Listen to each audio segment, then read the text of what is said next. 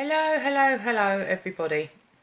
I was trying to do a video to upload it to the YouTube channel up to here as well, but the phone decided it didn't want to let me, so I'll do it another way.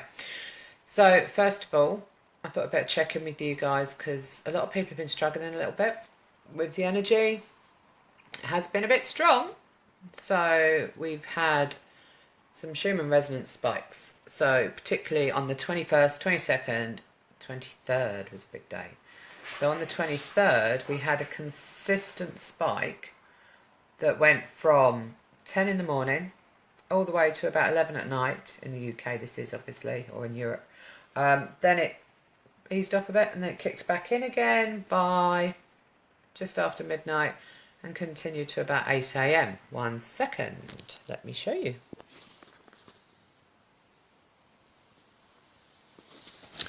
So the big white patch on the sort of middle to right is that particular area I was just talking about. The upshot of that is people are feeling dizzy, they're feeling third eye pressure, watery eyes, runny nose, not just hay fever related, but unusually so. More confused than usual, more forgetful. But at the same time, when they do have those moments of inspiration or imagination or creativity, they're much brighter than usual.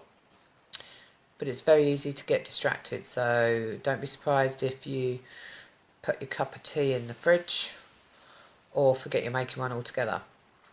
Synchronicity seems to have increased massively, much clearer as well. Quite significant messages coming through for a lot of people. And more, it's almost like you get this power boost of energy and then you suddenly feel quite foggy and lethargic for no apparent reason. So it's kind of up and down, up and down, up and down. More important than ever to ground for that. So on the previous video that wouldn't record, I did pull some cards. So let's show you what we got. So the first cards that we got were for everybody really, with current energies. Now, what I do need to talk about, either before or after, I guess before will be fine, is as well as having Saturn retrograde, we've got Pluto in the mix as well now. So a lot of this is about karmic returns. Now, that can be a really good thing. So hidden gifts, sudden, unexpected things coming into your energy field. So, for example, I needed to have a particular program for the self-employed stuff that I need. Somebody gave that to me yesterday. That's about £70 saved. I could do with someone to edit these videos going forward. That's going to be happening very soon. Somebody's actually offered to do that and work with me and teach me how to do it. Fantastic. A lot of stuff like that is going to come forward. If you're working from your heart consciousness and your heart center and you're being kind, then you're going to find that any karmic returns could just play out like a film reel, like a review thing, where you can have a look at it and go, oh, okay, yeah, that happened because, or that's who I was then, and it's not who I am now, and that's not relevant to me now, but I understand it. Thank you very much for being a part of my journey, and walk on. There's a tendency sometimes to think we have to get re-involved in things. We don't really. Sometimes that makes a bigger mess, but then you'll know if you're connected to your true self what you need to be doing. On the flip side of that, karmic returns can be quite unpleasant if you resist or fight something, or if you are still in a blame perspective. So there's a choice in every interaction. Make your choices and go with the flow. So the two cards that came up for everybody under those energies were a woman holding a heart, number 44, which breaks down to 2222, harmonic resonance, heart-centered, exactly what I've just talked about, leading to the door to value, card 31. Now, card 31 also refers back to the 31st of March when we had our blue moon, which kicked off all this planetary alignment and all these opportunities. So as I said, stay in your heart centre, be kind, be grateful, live in gratitude for all the gifts that you will be receiving, and accept and appreciate that value. Even if it's a really small thing, appreciate it for what it is and as the gift that it is. So, a lot of my viewers are of a particular path. So, I'm going to pull, I've already pulled these 3 cards for the Divine Feminine.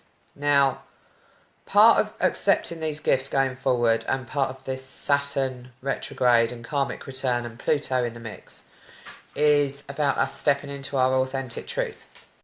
So we really need to kind of get on with it, walk the talk, so being love and light, and then working a job that's in direct opposition to that, because it's not going to keep you in the flow. So following that path, when holding a coin. So those opportunities I just talked about, those gifts are going to give you what you need in order to pay for what you need. So your bills, your rent and everything else. They may not give you a yacht or, I don't know, false eyelashes, but they will give you what you need to carry on, and they will help your business to grow. So take those opportunities and use them as foundation blocks to grow what you're working on. And that will lead to the cornucopia. Card number 11, universal truth, plenty of good energy in there, and abundance. The thing that's blocking the Divine Feminine from accessing that is this one, indecision. Now, as card number 8, it is a powerful card. You have a choice of what you want to carry forward into your eternal, abundant mindset or energy field. You can carry forward doubt or you can carry forward confidence. Absolutely. So Liz has just commented about dreams, weird energy, and it was about truth. Truth is coming up big time at the moment. That's what the Pluto-Saturn conjunction is all about. It's about the truth coming back with new eyes. Because when we saw things before, we may have been working in a reactive, emotional, low vibrational state with less understanding. But now everyone's working in a much more soul deep way. They're able to see things from that perspective and see the hidden truths. Very interesting stuff. It's going on till about September, so there's going to be plenty of time for it. But the next 10 days or so are quite pivotal.